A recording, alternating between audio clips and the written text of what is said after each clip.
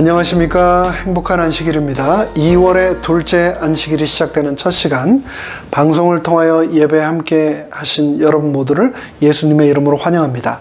한국은 지금 한참 설 연휴일 텐데요. 이곳 LA에서 게다가 또 코로나 때문에 설 명절의 분위기를 맛보기는 힘들지만, 그래도 그런 가운데서 지난 한 주도 주님의 은혜 가운데 건강하고 평안하게 잘 지내셨습니까? 우리의 삶 속으로 다가온 축복의 시간인 이 안식일 저녁, 한 주간의 삶에서 우리가 감당해야 했던 모든 무거운 짐들을 예수님의 십자가 아래 내려놓으시고, 그분께서 우리를 위해 준비하신 은혜와 축복을 온전히 누릴 수 있도록 성령님께서 우리의 심령을 이 시간 축복하시기를 간절히 기원합니다. 저는 매 안식일 설교 말씀을 준비하고 또 방송을 제작하면서 이 예배에 동참하시는 여러분, 바로 성도님들 중에서 특별히 저희 교회에 계신 연로하신 성도님들을 참 많이 염두에 두고 준비합니다. 그래서 예배 시간도 최대한 40분 넘지 않으려고 노력하고요. 문장도 장문이 아닌 가급적 단문을 쓰려고 하고요. 복잡하고 어려운 용어나 원어 사용도 최대한 자제합니다. 그리고 말하는 속도도 최대한 천천히 또박또박 하려고 하는데, 그래도 여전히 시력과 청력이 좋지 않으신 성도님들께서는 힘드신 모양입니다. 지난 안식일 오후에 한 성도님께서 저에게 개인적으로 문의하신 내용의 대답을 드리면서, 이 내용을 아시는 분들이 많으시겠지만 그래도 다 함께 다시 한번 나누면 유익하겠다 생각되어 이 시간 잠시 그 내용을 나누도록 하겠습니다. 다름 아니라 휴대폰이나 랩탑으로 예배를 시청하실 때 좀 더 천천히 느린 속도로 예배를 시청하고 싶으시다면 어떻게 해야 하는가인데요. 시청하시는 유튜브 창의 오른쪽 하단에 보면 톱니바퀴 모양의 아이콘이 있는데요. 그 아이콘은 플레이백 스피드, 즉 영상 재생 속도를 조절하는 아이콘입니다. 마우스 클릭이나 터치를 하신 후 영상 재생 속도를 0.25 배속에서 2배속까지 조절해서 들으실 수 있으니, 조금 느리게 혹은 조금 빠르게 듣기를 원하신다면 원하시는 속도로 조절해서 예배에 동참하시기 바랍니다. 물론 이것은 생방송 때는 안 되고 재방송 때 가능합니다. 그리고 그럼에도 불구하고 예배에 따라오기가 어렵다 하시는 분들은 또 우측 하단에 있는 CC라는 아이콘을 누르시기 바랍니다. 이것은 Closed Captions, 한국말로는 자막 아이콘인데요. 이것을 누르면 설교 음성이 한국어 자막으로 화면 하단에 나타나게 됩니다. 귀와 함께 눈으로도 예배를 보심으로 청력이 안 좋으신 분들께는 상당한 도움이 되리라 생각합니다. 아울러 화면 우측 하단에 있는 저희 교회 아이콘을 누르시면 Subscribe, 구독과 알림을 설정하실 수 있습니다. 매번 예배가 방송될 때 여러분에게 알림이 가서 예배를 놓치는 일이 없도록 도와드릴 겁니다. 아직까지 구독과 알림 설정을 하지 않은 분들께서는 화면 우측 하단에 있는 저희 교회 아이콘을 누르시고 Subscribe, 구독을, 그리고 또 알림 설정을 오늘 꼭 하시기 바랍니다. 오늘은 지난 시간에 이어 시편 35편을 본문으로 배신감을 극복하려면 이라는 제목으로 이 시간 성령님의 인도하심을 구하겠습니다. 말씀을 시작하기에 앞서 다 함께 잠시 머리 숙여 성령님의 인도하심을 구하겠습니다. 하늘에 계신 저희들의 아버지 하나님, 축복의 안식일, 이 시간 우리는 세상의 모든 근심과 걱정을 내려놓고 생명 되시는 우리 예수님 음성만을 간절히 사모합니다. 부족하고 흠맞고 또 죄 많은 이 소자의 모든 흉과 허물을 덮으시고, 오직 이 시간 하늘의 놀라우신 능력과 은혜만 온전히 드러나는 시간으로 인도하여 주시옵기를 예수 그리스도의 이름으로 간절히 기원하옵나이다. 아멘. 우리가 아는 대부분의 노래들은 아름답고 감동적이고 또 고무적입니다. 근데 얼마 전 저희 큰아이가 아빠 이 노래 가사 한번 들어봐 너무 웃겨 라고 말해서 우연히 한번 들어보게 된 한 한국 대중가요의 가사를 듣고 저는 깜짝 놀랐습니다. 그러면서 이 모든 노래의 가사가 꼭 아름답고 감동적이지만은 않구나라는 것을 알게 되었는데요. 한때 각종 음원 차트에서 1위까지 했던 10cm라는 한국 가수가 발표한 봄이 좋냐? 라는 노래인데요. 가사는 대략 이렇습니다. 손 잡지 마, 팔짱 끼지 마, 제발 아무것도 하지 좀 마, 설레지 마, 행복하지 마, 내 눈에도 띄지 마. 봄이 그렇게 좋냐 멍청이들아? 벚꽃이 그렇게도 예쁘디 바보들아? 결국 꽃잎이 떨어지니 너네도 떨어져라. 몽땅 망해라. 봄날 사랑하는 연인의 모습을 보고 축복해 주기는커녕 도리어 샘내면서 두 사람 사이가 안 좋아졌으면 좋겠다고 하는 10대들의 솔직한 마음을 그대로 표현한 가사가 이 독특한 가사가 아주 인상적입니다. 이 노래 가사를 들으면서 모든 노래가 다 서정적이고 아름답지만은 않지만 도리어 솔직함으로 그 마음이 더 사실적으로 다가올 수도 있겠구나라는 생각도 하게 되었습니다. 그런데 여러분 시편의 시 중에서도 완전히 똑같지는 않지만 이런 비슷한 분위기의 시가 있다는 것 여러분 알고 계십니까? 시편의 시들은 각각 나름의 별명을 가지고 있습니다. 시편 23편을 우리는 목자의 시라고 부르지요. 그런 것처럼 얼마 전 우리가 살펴보았던 시편 33편은 승리의 시, 그리고 지난 안식일에 살폈던 시편 34편은 감사의 시라고 부릅니다. 근데 오늘 우리가 함께 묵상할 시편 35편은 저주의 시라고 부릅니다. 읽어보시면 아시겠지만 이 시는 시인이 이전에는 그의 친구들이었으나 지금은 그가 베푼 사랑을 불타는 증오심으로 되갚고 있는 사람들에게 핍박을 받을 때 발한 절망에 찬 절규입니다. 그는 자신이 겪고 있는 배신감 때문에 고통스러워하며 그 원수를 하나님께 갚아달라고 탄원하고 있습니다. 이 시는 크게 세 단락으로 나뉘는데요. 1절에서 10절은 기도, 11절에서 18절은 원수들에 대한 묘사, 그리고 마지막 19절로 28절은 하나님의 개입을 요청하는 간구로 크게 요약할 수 있습니다. 그렇다면 시인은 과연 무엇 때문에 그토록 절망에 절규했을까요? 여러 견해가 있지만 그 중에서도 많은 성경학자들은 사무엘하 15장에서 17장까지에 기록된 아들 압살롬의 모반이 이 시의 역사적 배경이 되었을 것으로 추정합니다. 압살롬과 함께 그의 오랜 충신이었던 아히도벨이 다윗을 배반하고 그를 죽이려 했던 사건을 통해 다윗이 절망하고 절규했을 것이라 보는데요. 그 배경을 좀 더 자세히 알아보기 위해 사무엘하 15장 본문 속으로 들어가 보도록 하겠습니다. 15장 1절 말씀입니다. 이후에 압살롬이 자기를 위하여 병거와 말들을 준비하고 전배 50명을 세우니라. 압살롬은 왕위를 손에 넣으려는 음모를 은밀하게 꾸미고 있었습니다. 이를 위하여 하나님이 금하신 전차와 여러 필의 말들을 준비하고 경호원, 호위병까지도 50명이나 거느렸습니다. 이것은 압살롬 자신이 차기 왕이 되려고 선포하는 것이나 다름없었습니다. 그러면서 압살롬은 일찍 일어나 성문길 곁에 서서 사람들을 만나가며 아버지를 험담하고 이스라엘 백성들의 마음을 자신에게로 도적질하였습니다. 탈무드는 살인과 험담, 뒷말 중 어느 것이 더 나쁘냐고 질문합니다. 그러면서 그 질문에 대하여 다음과 같이 답합니다.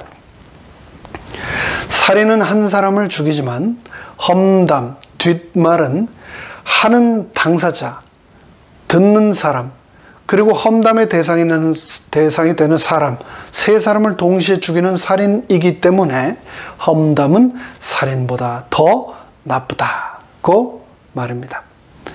압살롬은 지역 감정을 조작하고 아버지 다윗에 대하여 험담하기를 주저하지 않았습니다. 하나님께서 세우신 왕, 아버지를 거역하고 스스로를 왕으로 추대하고 하나님의 기름 부음 받은 자를 죽이려 했습니다. 왜 그랬을까요? 압살롬은 자신이 후계자가 될 수 없을지도 모른다는 불안감에 시달렸습니다. 압살롬은 암논을 죽였습니다. 자신의 누이를 범했다는 그 구실, 즉 표면적 이유로 말입니다. 그런데 정작 그 뒤에는 왕권에 대한 자신의 야욕이 있었음을 알 수 있습니다. 즉 형님 암논을 죽인 실질적인 이유는 왕권에 대한 야욕 때문이었습니다. 여기서 우리는 모든 죄악은 철저히 나름대로의 명분 하에 행해진다는 것을 발견하게 됩니다. 우리는 그런 사단에게 먹잇감이 되어서는 안 되겠습니다. 사단에게 그런 명분을 제공해서는 안 되겠습니다. 한 번 물면 놓지 않는 맹수처럼 조금의 틈이라도 보인다면 사탄은 우리를 물고 끝까지 놓지 않는다는 것을 기억하시고 늘 영적으로 깨어있기 위해 최선을 다하는 우리 모두 되기를 바랍니다. 이어지는 7절부터의 말씀입니다. 4년 만에 압살롬이 왕께 고하되 내가 여호와께 서원한 것이 있사오니 청컨대 나로 헤브론에 가서 그 서원을 이루게 하소서. 종이 아람 그슬에 있을 때 서원하기를 만일 여호와께서 나를 예루살렘으로 돌아가게 하시면 내가 여호와를 섬기리이다 하였나이다. 왕이 저에게 이르되 평안히 가라 하니 저가 일어나 헤브론으로 가니라. 이에 압살롬이 정탐을 이스라엘 모든 지파 가운데 두루 보내어 이르기를 너희는 나팔 소리를 듣거든 곧 부르기를 압살롬이 헤브론에서 왕이 되었다 하라 하니라. 압살롬은 아버지 다윗에게 거짓말을 했습니다. 여호와께 서원한 것을 이루기 위해 헤브론으로 가도록 허락해 달라는 것이었습니다. 그러나 그것은 실상 반역, 쿠데타를 위해 반역의 무리를 그곳에서 규합하려는 목적 때문이었습니다. 이어지는 12절부터의 말씀입니다. 제사 드릴 때에 압살롬이 사람을 보내어 다윗의 모사 길로 사람 아히도벨을 그 성읍 길로에서 청하여 온지라. 반역하는 일이 커가매 압살롬에게로 돌아오는 백성이 많아지니라. 사자가 다윗에게 와서 고하되 이스라엘의 인심이 다 압살롬에게로 돌아갔나이다 한지라. 다윗이 예루살렘에 함께 있는 모든 신복에게 이르되 일어나 도망하자. 그렇지 아니하면 우리 한 사람도 압살롬에게서 피하지 못하리라. 빨리 가자. 두렵건대 저가 우리를 급히 따라와서 해하고 칼로 성을 칠까 하노라. 여기 등장하는 아히도벨은 다윗의 30인 용사 중 하나인 엘리암의 아버지이자 수십 년 동안 다윗과 전쟁터에서 생사고락을 함께한 다윗의 최측근이었습니다. 그는 또한 다윗의 최고의 책략가, 모사가, 국정 고문이었습니다. 그에게 묻는 것은 하나님께 묻는 것처럼 여겨질 만큼 절대적인 권위와 지지, 신임을 받았던 사람입니다. 그런데 그 아히도벨이 다윗을 배신한 겁니다. 그가 왜 예루살렘에 있지 않고 자기 고향 길로에 가 있었을까요? 아히도벨이 벌써 다윗을 배신하고 초기에 이미 이 음모에 가담하고 있었다는 증거입니다. 그는 헤브론 지역에서 사회적 불안을 조장하고 압살롬의 즉위를 위한 모든 준비를 갖추는데 중요한 역할을 수행하고 있었습니다. 그러자 순식간에 전세가 기울었습니다. 나라의 모든 민심이 압살롬에게로 돌아가 버렸습니다. 이에 다윗은 맨발로 울면서 감람산으로 도망해야만 했습니다. 그런데 그렇게 도망하는 길에 다윗의 마음을 더욱 비참하게 만드는 또 다른 한 인물이 등장합니다. 16장 5절부터의 말씀입니다. 다윗 왕이 바후림의 이름에 거기서 사울의 집 족속 하나가 나오니 게라의 아들이요 이름은 시므이라. 저가 나오면서 연하여 저주하고 또 다윗과 다윗 왕의 모든 신복을 향하여 돌을 던지니 그때 모든 백성과 용사들은 다 왕의 좌우에 있었더라. 여기 등장한 시므이는 베냐민 지파 사람이었습니다. 시므이가 이전에 다윗에게 불충했다는 어떤 언급도 성경에는 없습니다. 그러나 다윗이 역경을 당하자 그는 본색을 드러냈습니다. 그는 다윗을 주저함없이 욕하고 저주했습니다. 좁은 계곡을 사이에 두고 시므이는 한편, 다윗은 또 다른 편에 있었습니다. 그렇게 시므이는 직접 붙잡히지 않고 돌로 귀찮게 할 수 있을 만큼의 거리에서 다윗과 도망자들을 나란히 따라갔습니다. 이어지는 7절부터의 말씀입니다. 시므이가 저주하는 가운데 이와 같이 말하니라. 피를 흘린 자여, 비루한 자여, 가거라, 가거라. 사울의 족속의 모든 피를 여호와께서 너에게로 돌리셨도다. 그 대신에 네가 왕이 되었으나 여호와께서 나라를 너의 아들 압살롬의 손에 붙이셨도다. 보라, 너는 피를 흘린 자인 고로 화를 자취하였느니라. 시므이는 다윗의 불행에서 즐거움을 얻었고 왕에게 증오에 찬 저주를 퍼부으며 나라 밖으로 떠나라고 주저함 없이 말하였습니다. 시므이는 다윗을 향하여 피를 흘린 자라며 욕하였습니다. 근데 그것이 사실인가요? 다윗이 여러 전쟁에 참여했습니다. 그래서 많은 피를 흘렸던 것은 사실입니다. 그러나 그것은 하나님의 백성들을 대적하는 자들에게 대항하는 전쟁이었고 이스라엘을 동방의 강국으로 만들기 위한 전쟁이었습니다. 시므이가 사용한 이 성급한 말들은 부조와 선지자의 표현을 돌리자면 근거 없는 모함에 불과했습니다. 시므이는 천성적으로 악한 기질을 가진 사람이었습니다. 그는 다윗을 여기서 히브리어로 벨리야알, 즉 비루한 자라고 불렀는데 이 말은 아무짝에도 쓸모없는 놈 또는 파괴를 일삼는 자식이란 뜻이었습니다. 이렇게 볼 때 이 시므이의 욕설은 보통 사람이면 도저히 참기 어려운 독설이었음을 알 수 있습니다. 근데 그게 전부가 아니었습니다. 이어지는 20절부터의 말씀입니다. 압살롬이 아히도벨에게 이르되 너는 어떻게 행할 모략을 우리에게 가르치라. 아히도벨이 압살롬에게 이르되 왕의 아버지가 머물러 두어 궁을 지키게 한 후궁들로 더불어 동침하소서. 그리하면 왕께서 왕의 부친의 미워하는 바 됨을 온 이스라엘이 들으리니 왕과 함께 있는 모든 사람의 힘이 더욱 강하여지리이다. 이에 사람들이 압살롬을 위하여 지붕에 장막을 치니 압살롬이 온 이스라엘의 무리의 눈 앞에서 그 부친 다윗의 후궁들과 더불어 동침하니라. 압살롬이 반역을 일으키자 다윗을 배신하고 압살롬의 모사가 된 아히도벨. 그는 지혜로운 자였으나 신의를 저버린 자였습니다. 그 아히도벨은 압살롬의 반역이 성공은 했지만 확실히 마무리되지 않았음을 잘 알았습니다. 다윗이 울며 맨발로 예루살렘 궁을 떠났지만 여전히 그에게는 능력 있는 장군들과 경험 많은 군사들이 함께 하고 있다는 것을 아히도벨은 기억하고 있었습니다. 그리고 많은 백성이 아직도 그 다윗을 잊지 않고 있다는 것도 알고 있었습니다. 만일 상황이 바뀌어 압살롬이 불리해지고 그러다가 혹시라도 다윗이 왕궁을 되찾게 된다면 왕은 압살롬은 용서하는 마음을 이전처럼 또 가질지도 모릅니다. 하지만 압살롬을 지지했던 반역자, 영모자들에게는 어떠한 호의도 베풀지 않을 것을 그는 잘 알았습니다. 그럴 경우 자신, 아히도벨은 가장 큰 죄인으로 취급될 것이며 따라서 가장 심한 형벌이 주어질 것이었습니다.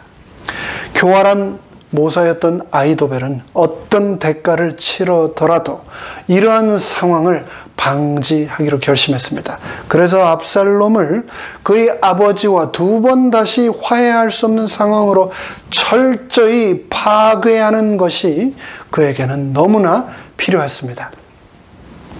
자신에게 이제 어떻게 해야 하느냐고 문 압살롬에게 아히도벨은 민심을 장악할 수 있는 방법이라며 궁궐 지붕에 장막을 치고 백주대낮에 모든 사람들이 보는 가운데 아버지 다윗의 후궁들과 더불어 동침하라고 합니다.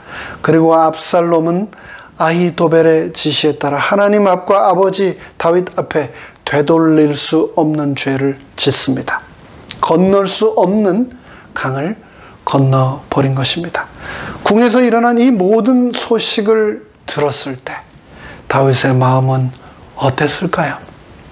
다윗은 오늘의 본문 시편 35편에서 자신이 당하게 된 배신, 분노를 저주의 시로 쏟아냅니다.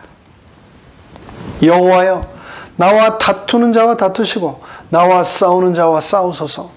방패와 손방패를 잡으시고 일어난 나를 도우소서. 창을 빼서 나를 쫓는 자의 길을 막으시고 또 내 영혼에게 나는 너의 구원이라 이르소서. 내 생명을 찾는 자로 부끄러워 수치를 당케 하시며 나를 상해하려 하는 자로 물러가 낭패케 하소서. 저희로 바람 앞에 겨와 같게 하시고 여호와의 사자로 몰아내소서. 저희 길을 어둡고 미끄럽게 하시고 여호와의 사자로 저희를 따르게 하소서. 저희가 무고히 나를 잡으려고 그 그물을 웅덩이에 숨기며 무고히 내 생명을 해하려고 함정을 팠사오니 멸망으로 졸지에 저희에게 임하게 하시며 그 숨긴 그물에 스스로 잡히게 하시며 멸망 중에 떨어지게 하소서. 다윗이 여기서 사용한 동사들을 유심히 한번 살펴보십시오. 다투소서, 싸우소서, 막으소서, 낭패케 하소서, 몰아내소서, 멸망으로 임하게 하소서, 멸망으로 떨어지게 하소서. 이와 같은 모든 동사들은 온통 분노의 어조로 가득 차 있습니다. 다윗은 하나님께 자신을 배신한 원수들의 악행을 그대로 고하며 소상히 일러 바칩니다. 자신의 분노를 하나님께 다 털어놓습니다. 자신의 억울함을 그분께 토로합니다. 하나님께 모든 것을 고스란히 일러 바칩니다. 이런 다윗의 모습을 통해서 우리는 우리 인생에서 경험하게 되는 수많은 배신감을 극복하기 위한 3단계의 해결책을 발견하게 됩니다. 그것은 첫째, 우리의 감정을 솔직하게 인정하는 겁니다. 배신을 당할 때 부정하고 분노하고 슬퍼하고 절망하고 두려워하는 것은 너무나 정상적인 감정입니다. 그런 감정을 느끼고 표현하는 것을 두려워하지 마시기 바랍니다. 다윗은 그런 자신의 상처와 아픔의 감정을 고스란히 하나님께 다 쏟아냈습니다. 그런 감정은 압도적인 파동으로 우리 삶을 일시적으로 장악할지 모르지만 하나님의 도움으로 우리는 온전해질 수 있습니다. 그런 배신에 대한 고통에 대하여 우리는 파괴적으로 반응하지 않고 다음과 같이 건강하게 반응할 수 있습니다. 그것은 하나님의 말씀을 기도하고 읽기, 신뢰할 수 있는 친구와 대화하기, 내 감정에 대해 자세히 직접 손으로 기록해 보기, 아니면 운동과 자기 관리를 통하여 건강하게 우리는 얼마든지 반응할 수 있습니다. 그러면서 둘째, 모든 일에는 하나님의 계획, 그분의 섭리가 있음을 믿는 것입니다. 요셉은 그의 형제들에게 배신당했습니다. 그들은 요셉을 구덩이에 던져버린 다음 그를 노예로 팔았습니다. 요셉은 팔려간 이집트 이집트의 보디발의 집에서 자신이 할 수 있는 최선의 충성을 다하여 그 집을 섬겼습니다. 그러나 그는 다시 보디발의 아내에게 배신당하며 감옥에 던져졌습니다. 그러나 요셉은 그 모든 일 가운데 하나님의 계획, 그분의 섭리가 있음을 믿었습니다. 그러자 하나님께서는 요셉을 축복하셔서 이집트 최고 지도자가 되어 자신의 가족뿐 아니라 나라 전체를 기근해서 건지시는 도구로 사용하셨습니다. 요셉은 그의 형제들에게 다음과 같이 말했습니다. 당신들은 나를 해하려 하였으나 하나님은 그것을 선으로 바꾸사 오늘과 같이 만민의 생명을 구원하게 하시려 하셨나니 당신들은 두려워 마소서. 내가 당신들과 당신들의 자녀를 기르리이다 하고 그들을 간곡한 말로 위로하였더라. 그러면서 우리는 배신을 극복하기 위해 마지막 세 번째로 나를 배신한 사람을 용서하고 다시 신뢰해야 합니다. 우리가 배반으로 인한 상처를 원한으로 품고 있는 한 우리는 분노, 두려움, 비통으로부터 결코 자유로워질 수 없습니다. 그것은 마치 양날 선 칼을 가슴에 품고 사는 것과 같습니다. 오직 용서하고 그들을 불쌍히 여김으로만이 우리는 그 모든 비극적이고 파괴적인 감정으로부터 자유로워질 수 있습니다. 그래서 마가복음은 다음과 같이 말씀합니다. 서서 기도할 때 아무에게나 혐의가 있거든 용서하라. 그리하여야 하늘에 계신 너희 아버지도 너희 허물을 사하여 주시리라 하셨더라.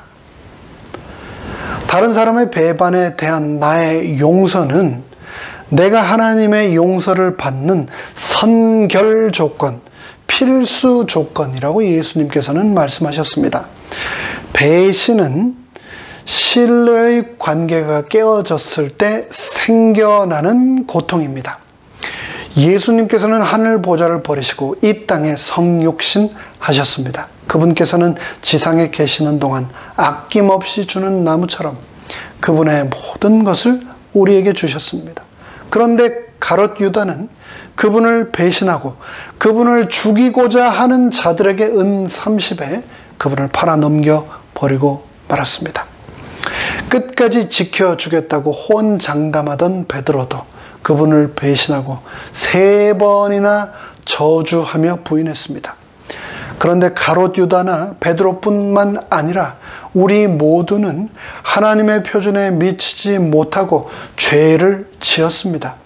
배신으로 인한 원한을 품을 권리가 있다면 그것은 내가 아니라 바로 예수님밖에 없으십니다.